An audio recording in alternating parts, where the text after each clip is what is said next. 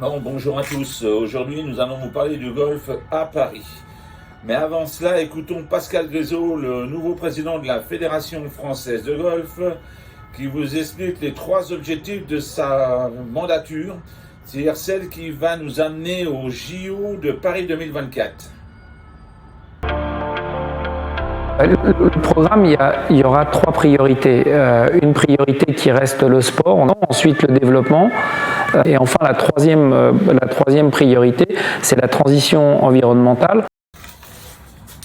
Bon, merci Pascal pour ces 3 objectifs que tu fixes à tous les golfeurs. Bon, concernant Paris, on va reprendre les objectifs un par un. Donc le premier, objectif du sportif. Donc là, il n'y a pas de souci. Je pense que les 25 000 licenciés parisiens attendent beaucoup de compétitions, soit individuelles, soit par équipe. Maintenant, il faut que le comité départemental 75 et la Ligue organisent ces compétitions. Comme je le dis, il y a beaucoup de Parisiens qui attendent. Malgré, alors là, naturellement, malgré la situation actuelle, mais cette situation va bien finir et ça permet justement, pendant ce laps de temps, de pouvoir préparer les futures compétitions. Donc on attend beaucoup de la Fédé, que cette Fédé justement fasse bouger les organes qui sont en dessous, c'est-à-dire Ligue et comités départementaux. Bon. Deuxième objectif, c'est l'augmentation des licences. Et là aussi, les Parisiens peuvent, et surtout les clubs parisiens, peuvent aider cette progression. 2 200 000 habitants à Paris, 7 millions dans la métropole parisienne. Donc il y a encore un gros travail pour remonter les licences.